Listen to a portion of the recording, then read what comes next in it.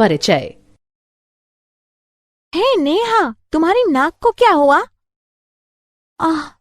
मुझे जुकाम और खांसी है।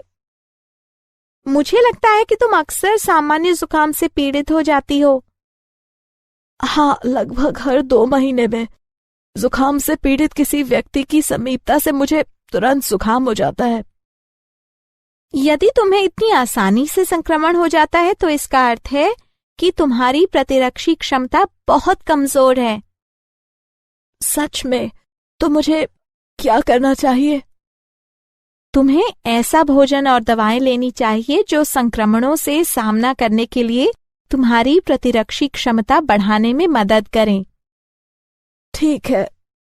मैं तुम्हें समझाती हूं कि प्रतिरक्षी क्षमता क्या होती है और यह संक्रमणों से कैसे लड़ती है।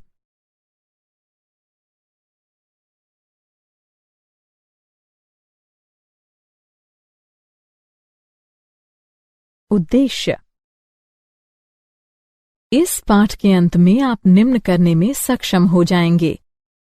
सहज प्रतिरक्षा के रोधों की पहचान करना, उपार्जित प्रतिरक्षा की अवधारणा को समझना, सक्रिय एवं निष्क्रिय प्रतिरक्षा के बीच अंतर को समझना, टीकाकरण एवं प्रतिरक्षणीकरण की अवधारणा को समझना, एलर्जी और स्व प्रतिरक्षा को समझना, मानव शरीर के प्रतिरक्षा तंत्र की पहचान करना।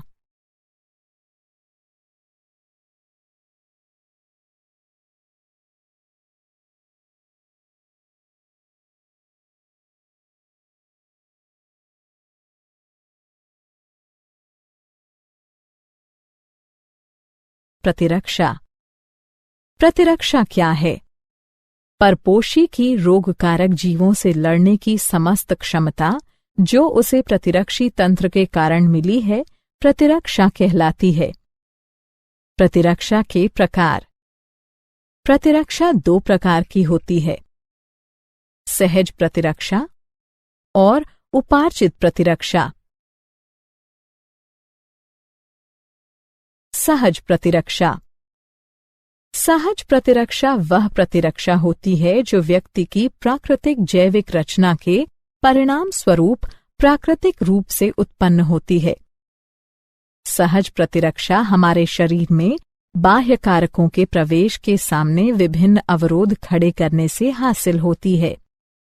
यह रोध इस प्रकार है: शारीरिक रोध, कार्यकीय रोध, कोशिकीय रोध, साइटोकाइन रोध।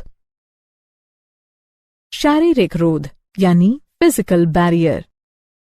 इसके अंतर्गत त्वचा तथा श्वसन, जठरांत्र तथा जनन मूत्र को आस्तरित करने वाली एपिथेलियम का श्लेष्मा आलेप यानी म्यूकस कोटिंग सम्मिलित हैं।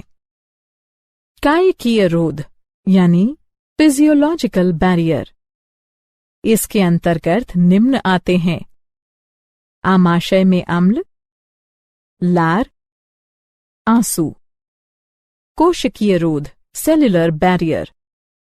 इसके अंतर्गत निम्न आते हैं: श्वेताणु, लिम्फोसाइट्स, बृहत भक्षकाणु यानी मैक्रोफेजेस। साइटोकाइन रोध। इसके अंतर्गत इंटरफेरॉन सम्मिलित हैं जो कि असंक्रमित कोशिकाओं को और आगे विषाणु संक्रमण से बचाती हैं।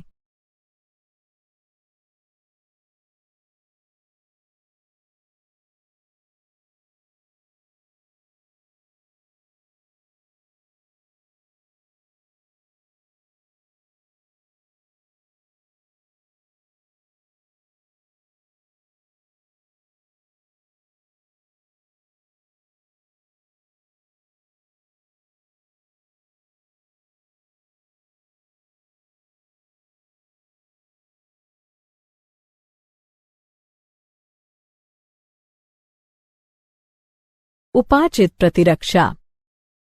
उपार्जित प्रतिरक्षा यह प्रतिरक्षा होती है जो रोगजनक के संपर्क में आने पर रोग प्रतिकारक यानी एंटीबॉडी के विकास द्वारा प्राप्त की जाती है।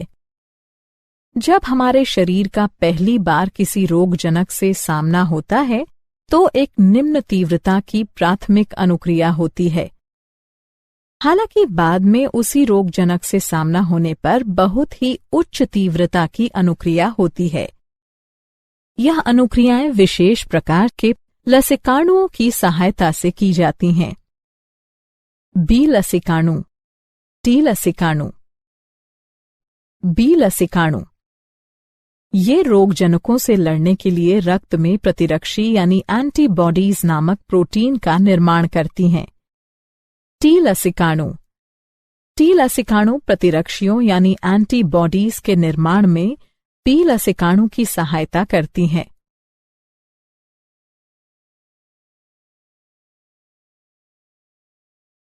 प्रतिरक्षी यानी एंटीबॉडी। प्रतिरक्षी बी कोशिकाओं की सतह पर वाय आकार के प्रोटीन होते हैं जो रोगजनक के प्रभाव का सामना करने के लिए रोगजनक उद्दीपन की अनुक्रिया में रक्त या लसिका में स्रावित होते हैं। हमारे शरीर में विभिन्न प्रकार के प्रतिरक्षी होते हैं जैसे IgA, IgM, IgE, IgG इत्यादि। प्रतिरक्षी की संरचना। प्रत्येक प्रतिरक्षी अणु में 4 पेप्टाइड श्रृंखलाएं होती हैं। लघु हल्की श्रृंखलाएं, दीर्घ भारी श्रृंखलाएं। एक प्रतिरक्षी अणु H2L2 के रूप में दर्शाया जाता है।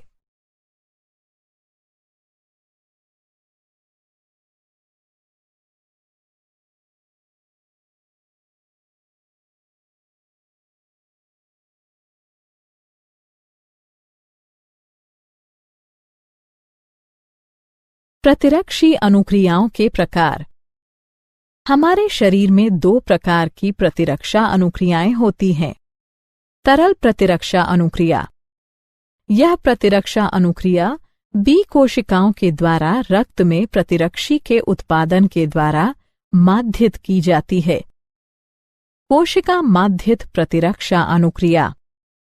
इस प्रकार की अनुक्रिया श्वेताणुओं, प्राकृतिक भक्षक कोशिकाओं, टी लसिकाणुओं और साइटोकाइन्स के सक्रियण द्वारा उत्पन्न की जाती हैं। इस प्रकार की अनुक्रिया टी लसिकाणुओं द्वारा माध्यित की जाती है।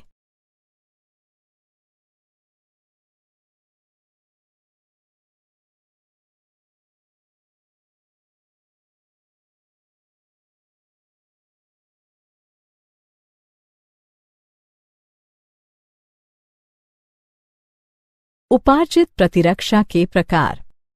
उपार्जित प्रतिरक्षा 2 प्रकार की होती है, सक्रिय प्रतिरक्षा और निष्क्रिय प्रतिरक्षा।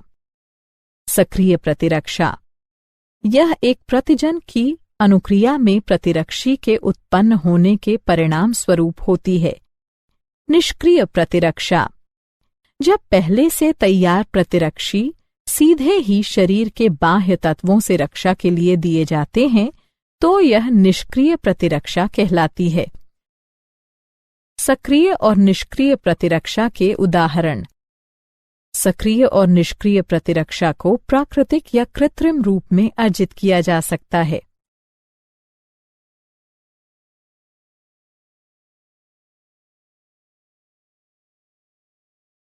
टीकाकरण तथा प्रतिरक्षीकरण। टीका क्या है?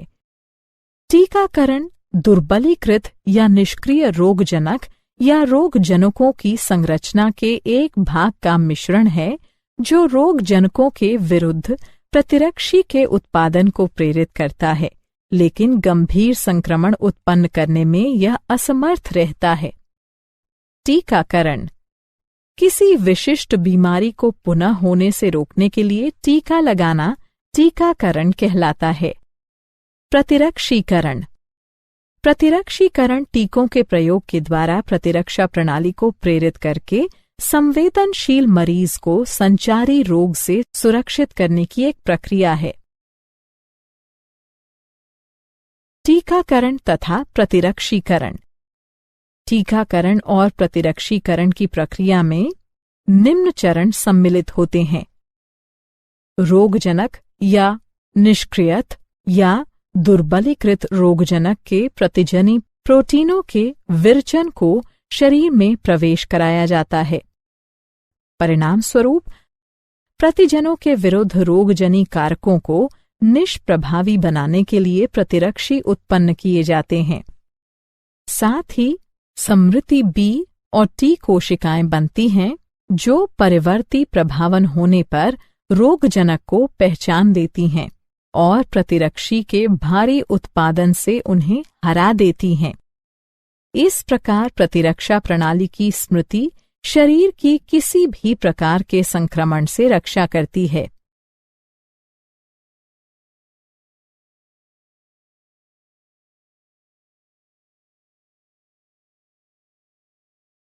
सक्रिय तथा निष्क्रिय प्रतिरक्षा। सक्रिय प्रतिरक्षा किसी प्रतिजन की उपस्थिति या किसी संक्रामक रोग के संपर्क में आने पर अनुक्रिया के रूप में प्रतिरक्षियों के विकास के परिणाम स्वरूप प्रतिरक्षीकरण, उदाहरण के लिए BCG का टीका। निष्क्रिय प्रतिरक्षा यदि एक व्यक्ति किन्हीं घातक जीवाणुओं से संक्रमित होता है जिनमें शीघ्र प्रतिरक्षा की आवश्यकता होती है तो हमें सीधे ही प्रतिरक्षी या प्रतिआविष देने की आवश्यकता होती है। इस प्रकार का प्रतिरक्षीकरण निष्क्रिय प्रतिरक्षण कहलाता है। उदाहरण टिटनेस प्रतिआविष।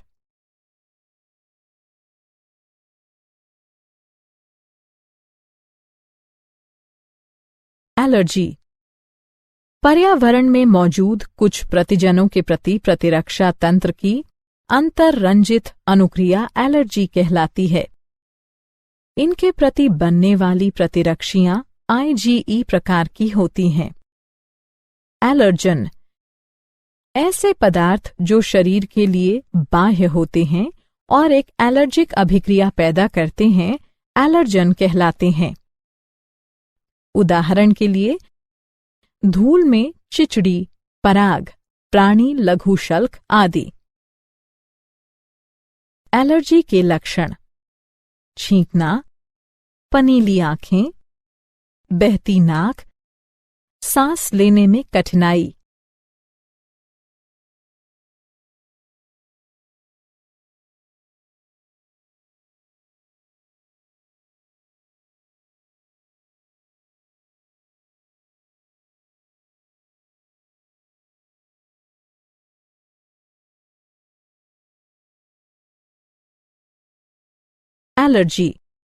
एलर्जी के कारण जब एक व्यक्ति किसी एलर्जन के संपर्क में आता है तो IgE प्रतिरक्षी बनते हैं जो स्वयं को मास्ट कोशिकाओं से जोड़ लेते हैं। ऐसी मास्ट कोशिकाएं एलर्जन के संपर्क में आने पर हिस्टामिन तथा सेरोटोनिन जैसे रसायन निर्मोचित करती हैं जिससे एलर्जी होती है। एलर्जी का उपचार एंटीहिस्टामिन, एड्रेनलिन और स्टेरॉइड्स जैसी दवाओं के उपयोग द्वारा एलर्जी के लक्षण कम किए जा सकते हैं।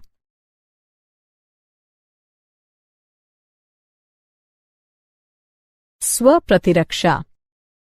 स्वप्रतिरक्षा यह एक भ्रमित प्रतिरक्षी अनुक्रिया है जिसमें हमारा शरीर अपने ही ऊतकों के विरुद्ध प्रतिरक्षियों का निर्माण करने लगता है जिससे अति संवेदी अनुक्रियाएं होती हैं। स्वप्रतिरक्षा रोग शरीर की अपनी कोशिकाओं और ऊतकों के प्रति प्रतिरक्षा तंत्र की असामान्य क्रियाविधि के कारण होने वाली कोई बीमारी या क्षति स्वप्रतिरक्षा बीमारी कहलाती है। उदाहरण के लिए माटाइड आर्थराइटिस। लसिकाभ अंग वे अंग जहां लसिकाणुओं की उत्पत्ति और या परिपक्वन और प्रचुरोद्भवन होता है, लसिकाभ अंग कहलाते हैं। लसिकाभ अंग के प्रकार। लसिकाभ अंग दो प्रकार के होते हैं। प्राथमिक लसिकाभ अंग ये वे अंग होते हैं जहां अपरिपक्व लसिकाणु प्रतिजन संवेदी लसिकाणुओं में विभेदित होते हैं। प्राथमिक लसिकाभ अंग इस प्रकार हैं: अस्थिमज्जा, थाइमस। द्वितीयक लसिकाभ अंग। द्वितीयक लसिकाभ अंग लसिकाणुओं को प्रतिजन के साथ पारस्परिक क्रिया के स्थल प्रदान करते हैं, जो बाद में प्रचुर संख्या में उत्पन्न होकर प्रभावी कोशिकाएं बन जाते हैं। द्वितीयक लसिकाभ अंग में निम्न सम्मिलित हैं: प्लीहा, लसिका ग्रंथियां, टॉन्सिल, क्षुद्रांत्र के पेयर पैच, परिशेषिका। लसिकाभ अंग। प्राथमिक लसिकाभ अंग। ये टी लसिकाणुओं के परिवर्धन और परिपक्वन के लिए सूक्ष्म पर्यावरण उपलब्ध कराते हैं। अस्थिमज्जा। यह प्रमुख लसिकाभ अंग हैं। लसिकाणुओं समेत सभी रुधिर कोशिकाएं अस्थिमज्जा में उत्पन्न होती हैं। थाइमस। यह एक सपाली अंग है। यह हृदय के पास और उरोस्थि के नीचे स्थित है। जन्म के समय थाइमस काफी बड़ा होता है, लेकिन बढ़ती उम्र के साथ आकार में घटता जाता है।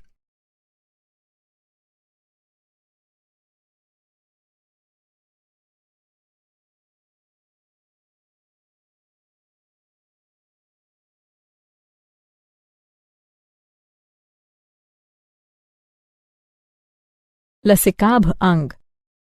द्वितीयक लसिकाभ अंग। प्लीहा। यह सेन की आकृति का अंग है। इसमें लसिकाणु और भक्षकाणु होते हैं। यह रुधिर जनित सूक्ष्म जीवों को अवरुद्ध करके रुधिर निस्यंदक के रूप में कार्य करता है। लसिका ग्रंथियां। ये छोटी ठोस संरचनाएं होती हैं जो लसिका तंत्र पर भिन्न भिन्न स्थलों पर स्थित होती हैं। जो सूक्ष्म जीव या दूसरे प्रतिजन लसिका और ऊतक तरल में आ जाते हैं, वे उन्हें रोक लेती हैं। ये प्रतिजन वहां मौजूद लसिकाणुओं का सक्रियण प्रेरित करती हैं और प्रतिरक्षा अनुक्रिया के लिए उत्तरदायी हैं। मॉल्ट या श्लेष्म संबद्ध लसिकाभ ऊतक। यह मानव शरीर के लसिकाभ ऊतक का लाभ 50% है। यह प्रमुख पथों जैसे श्वसन, पाचन और जनन मूत्र पथ के आस्तरों के भीतर स्थित। क्या आप जानते हैं? पॉलीऑर्थराइटिस, मल्टीपल स्क्लेरोसिस, जार्गन सिंड्रोम इत्यादि स्वप्रतिरक्षा रोगों के उपचार हेतु सूक्ष्म गोलियों या गुटिकाओं के रूप में डायलिकल फ्यूमारेट का उपयोग साइक्लोस्पोरिन के संयोजन में किया जा सकता है। सारांश। आइए हमने जो कुछ सीखा है उसे संक्षेप में दोहराएं। परपोषी की रोगकारक जीवों से लड़ने की समस्त क्षमता जो उसे प्रतिरक्षी तंत्र के कारण मिली है, प्रतिरक्षा कहलाती है। प्रतिरक्षा 2 प्रकार की होती है, सहज और उपार्जित। सहज प्रतिरक्षा शारीरिक, कार्यकीय, कोशिकीय और साइटोकाइन रोध बनाती है। बी और टी लसिकाणु शरीर को उपार्जित प्रतिरक्षा प्रदान करते हैं। यह सक्रिय या निष्क्रिय प्रतिरक्षा हो सकती है। किसी विशिष्ट बीमारी को होने से रोकने के लिए टीका लगाना टीकाकरण कहलाता है। पर्यावरण में मौजूद कुछ प्रतिजनों के प्रति प्रतिरक्षा तंत्र की अतिरंजित अनुक्रिया एलर्जी कहलाती है। शरीर की अपनी कोशिकाओं और ऊतकों के प्रति प्रतिरक्षा तंत्र की असामान्य क्रियाविधि के कारण होने वाली कोई बीमारी या क्षति स्वप्रतिरक्षा बीमारी कहलाती है। वे अंग जहां लसिकाणुओं की उत्पत्ति और या परिपक्वन और प्रचुरोद्भवन होता है, लसिकाभ अंग कहलाते हैं। वे प्राथमिक यानी अस्थि और थाइमस या द्वितीयक जैसे प्लीहा, लसिका ग्रंथियां आदि हो सकती हैं।